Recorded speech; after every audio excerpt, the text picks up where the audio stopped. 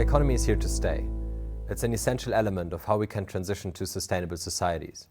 It's a core part of the European Green Deal, and it's necessary to meet the Paris Climate Agreement. Also, it's good for business, because it helps businesses capture value from wasted resources, it helps businesses to develop stronger customer relationships, and it prepares business for upcoming environmental policy. Welcome to this masterclass on innovation for a circular economy. My name is Jan Konietzko. I'm an innovation expert for sustainability and a circular economy. When I was 19, I went to Peru for a year to work in an orphanage. And when I arrived there, I saw rivers polluted with plastic waste, and I saw children playing in them. I also saw unpaved streets and fine dust coming from them, and dirty cars. There was a lack of access to good quality education, and there was poor access to healthcare. I saw the challenge of human development right there. And later, I became interested in the environmental challenges that underlie human development, and the role that companies have in making a difference, in providing better products and services that can help people to create value and also to decrease and minimize the environmental impacts. Over the past 5 years, I've done extensive work and research with impact entrepreneurs, business managers, and designers to find out how we can transition to a sustainable and circular economy. And I get really excited about the opportunities there are to maximize the value that we can create for people and to minimize emissions, waste, and pollution. But it can also be tricky to get started because the circular economy requires so many changes on different levels. And often, companies focus on what I would call singular solutions, which is, for example, to make something with biodegradable material, packaging, or to have a product that has recycled inputs. These are great starts, but they miss important elements that are needed to really make it circular. So today, I invite you to join me on a journey to make the circular economy concrete and to look at all the elements that are needed to make something circular and to decrease environmental impacts. And I refer to this as an ecosystem perspective. Today in this masterclass, we will first look at why a circular economy is needed and what it is. We will then use a tool that I developed, the Circularity Deck. It's a card deck that helps you understand the circular strategies and principles with lots of examples.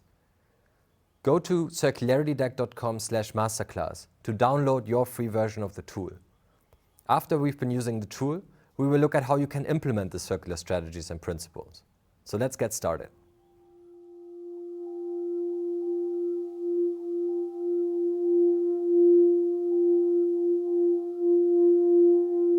The circular economy is a concept for sustainability. So let's have a look at what we mean by that. If you look at this graph, you can see a lot of dots. Those dots represent countries. And the colors of the dots represent regions. So for example, if you look at the right, you see a lot of light blue dots. Those represent countries in the European Union. And if you look on the left side, the yellow dots, for example, represent countries in Africa. And these dots are plotted against two measures. On the horizontal axis, you see the Human Development Index. It's a measure of access to education, life expectancy, and income. And it goes from 0 to 1. In this case, it goes from left to right.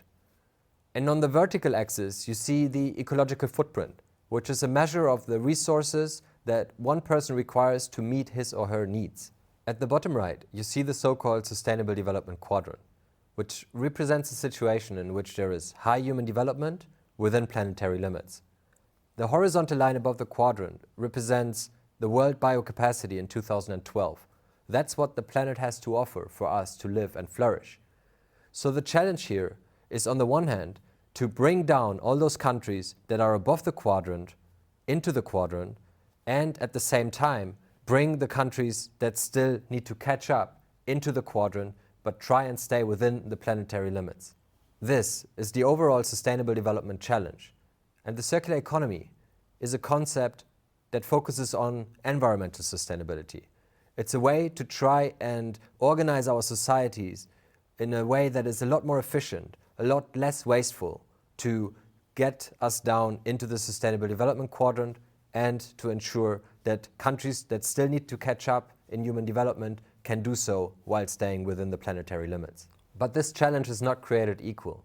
When you look at this figure, you can see that 10% of the global population are responsible for about 50% of greenhouse gas emissions. and you are within the top 10% of richest people if you have an annual income higher than $38,000.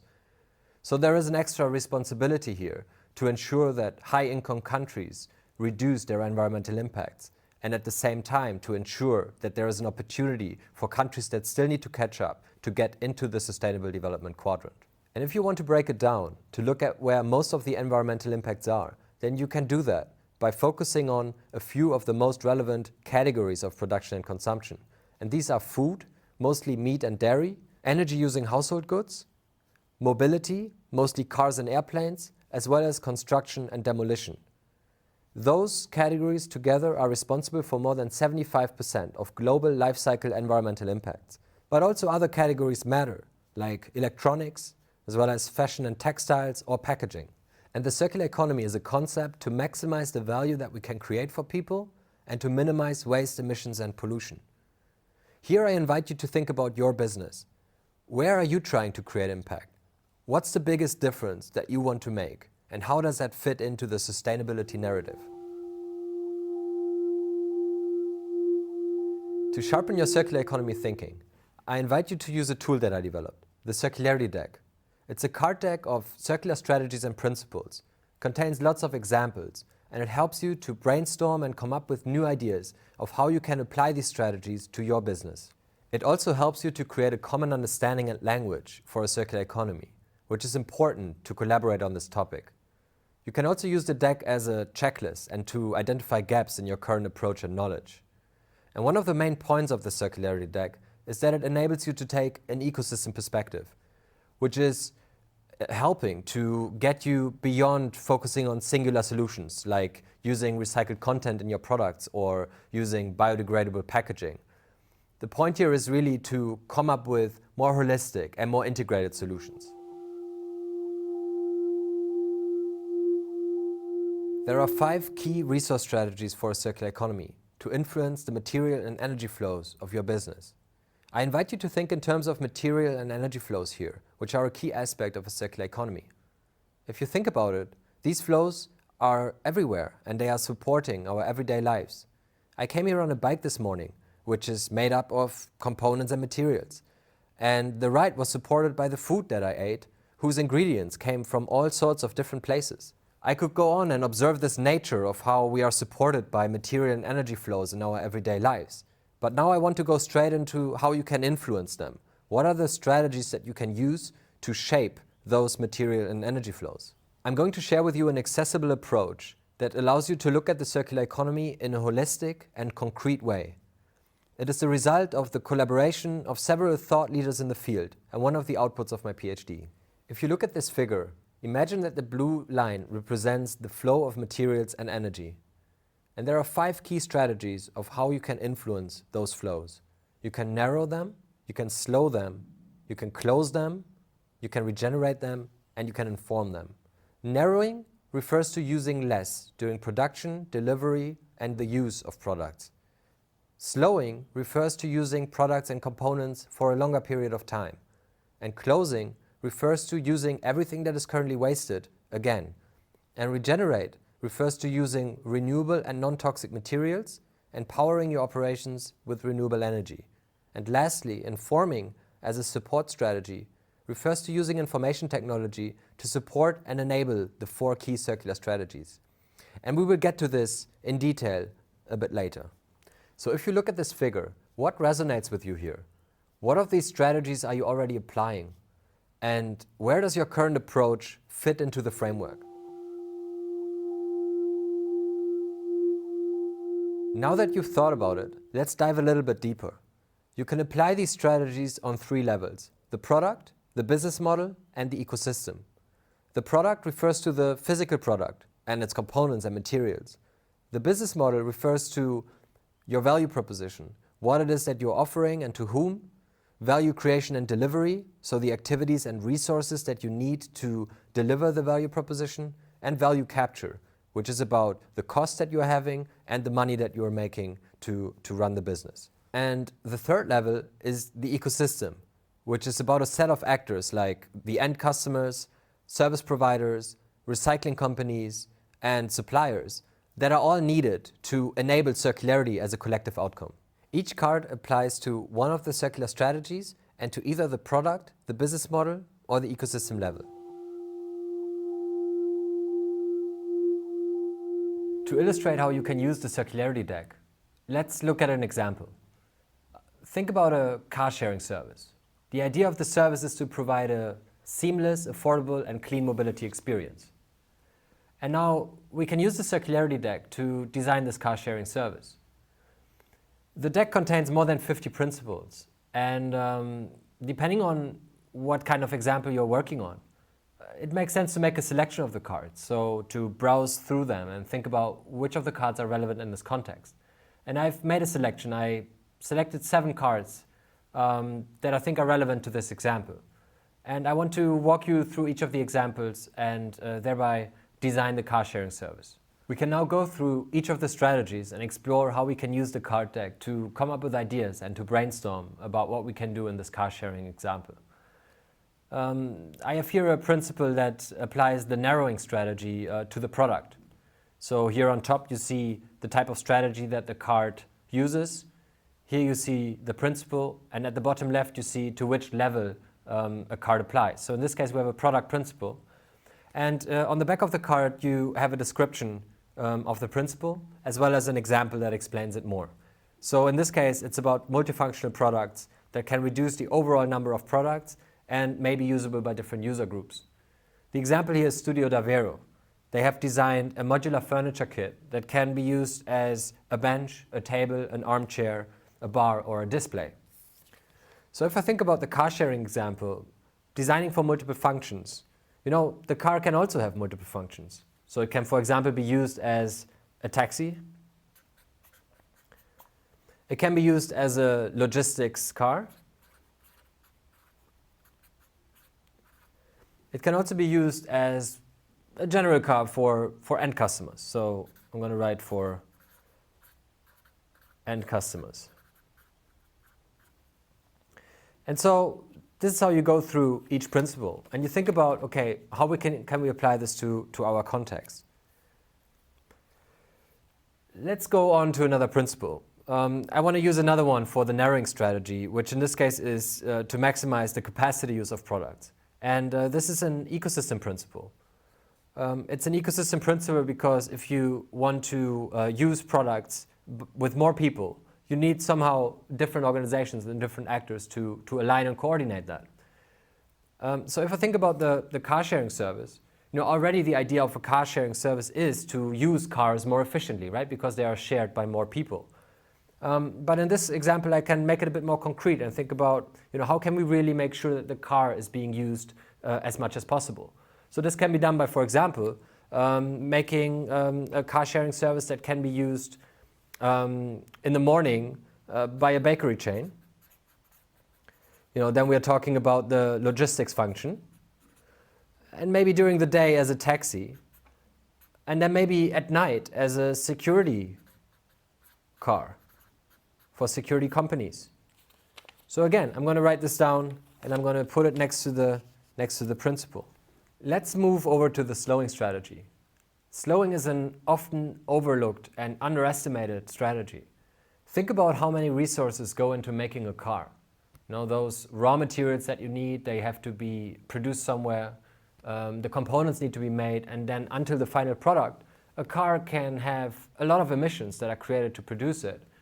And when you manage to prolong the life of that car, you conserve those emissions, so you don't need to create new emissions by making a new car. That's why slowing is such a powerful strategy, and that's usually referred to as embedded energy.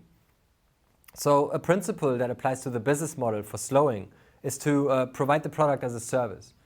And of course, the car sharing service is already a product as a service business model.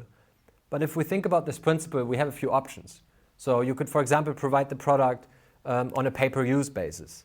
So I'm going to write that down. And here really the idea is to think about, okay, what are the options for providing the product? Another one is to charge per minute.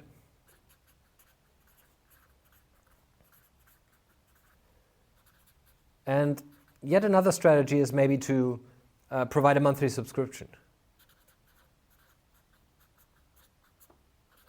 So I'm going to write that down here as well.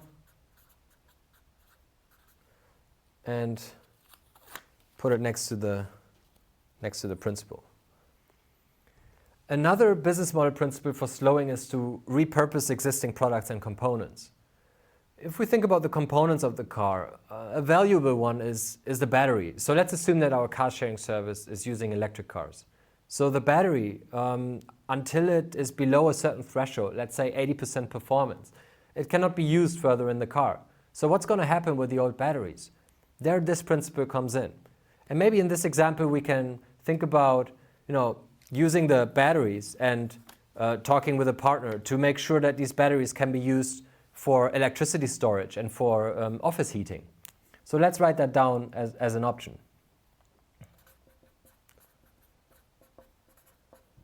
And here, this makes also business sense because then the batteries could be sold to a company that then turns that into office heating equipment. And then you can monetize the batteries at the end of their useful lives for the car sharing service. So electricity storage is an option and heating.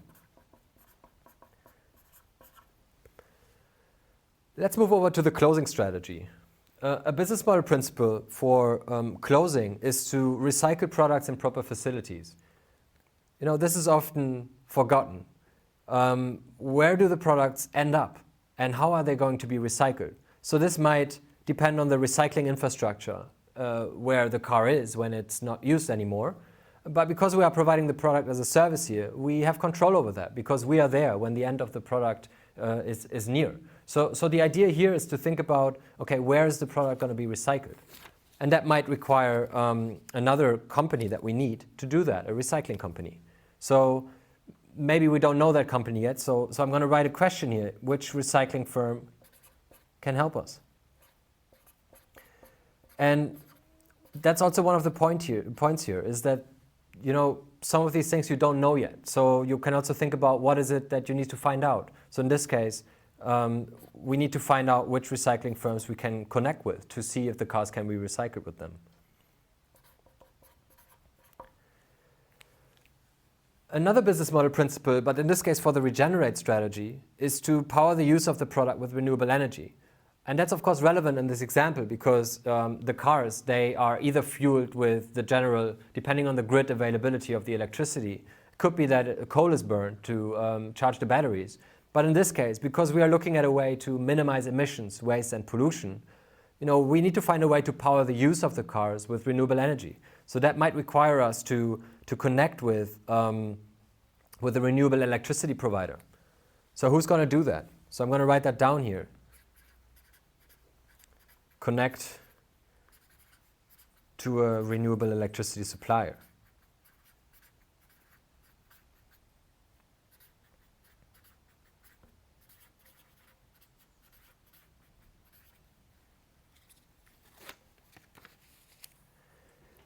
Let's look at the last strategy that you can apply, and that is to inform.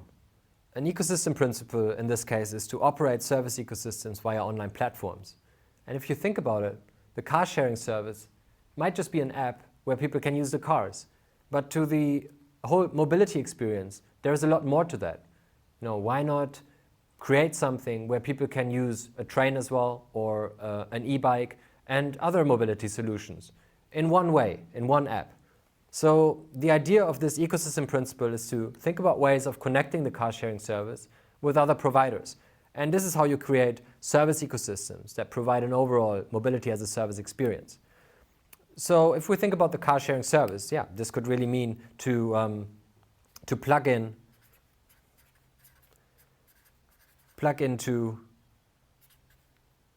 an overall mobility as a service ecosystem. And of course, a lot of questions arise when you think about this principle, but at this moment it's really just about exploring some of the options.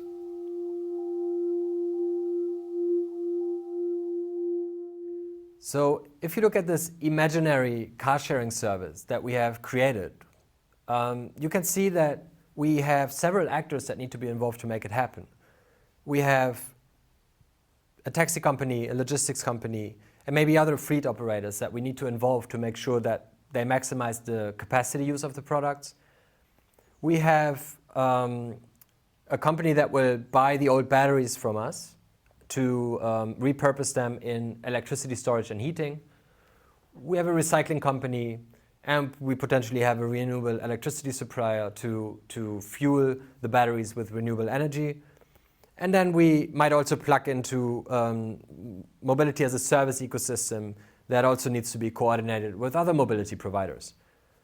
So with this simple concept here, we really already look at quite a few different organizations that need to be involved to make it happen. And that's really one of the main points of this card deck. It should enable you to take this ecosystem perspective, and that's what we've been doing here.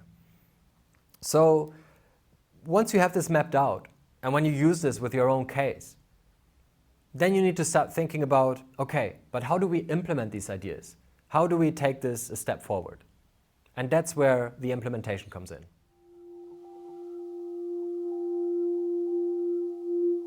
To start implementing the circular strategies requires 3 key processes: collaboration, experimentation, and platformization. Collaboration is about how you work together with others to achieve a particular outcome.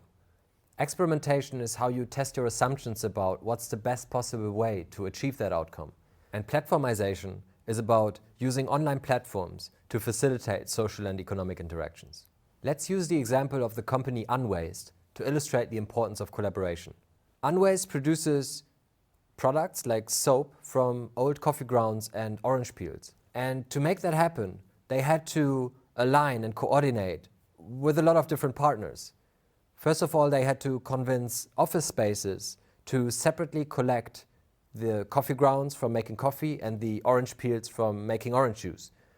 Then they had to get a waste management company on board that would be willing to separately collect that waste. Then there was a raw materials processing company needed to process the waste materials into new raw materials. And also a soap production company was needed to produce the soap. And finally, there was a need to redeliver the products to the office spaces. So with this seemingly simple concept, you can see that there is a lot of collaboration needed here. There is a lot of alignment, and each of these actors had to somehow change how they operate and what they do. This illustrates the importance of collaboration. And to make that successful, you need to think about the following elements. Who are you going to work with? What's the partner selection process? So identify and define the partners that you need. The next step is to somehow get the commitment and buy-in from those partners. And the key question is here, what's in it for them? Why would they join you? Once you have identified and convinced the relevant partners to work with you, it's important that you spend some time to develop shared strategies and goals. And there it is important that you align all the individual interests with the common interests that you have. It's also really important that you build and maintain trust. This is often underestimated, but a really important part of the process. And then it's also necessary to look at the roles and the functions that each of the involved organizations are having. And also make sure that each of the partners captures a fair share of the value that you want to create to make it work. To illustrate the importance of experimentation, let's consider the example of Unwaste again. To make all the changes that were necessary to turn the old coffee grounds and orange peels into new products, all the different partners had to experiment a lot and try out what exactly they have to do differently and how they can do it. Because this is new, there is a lot of uncertainty. And the best thing you can do when things are uncertain is to experiment.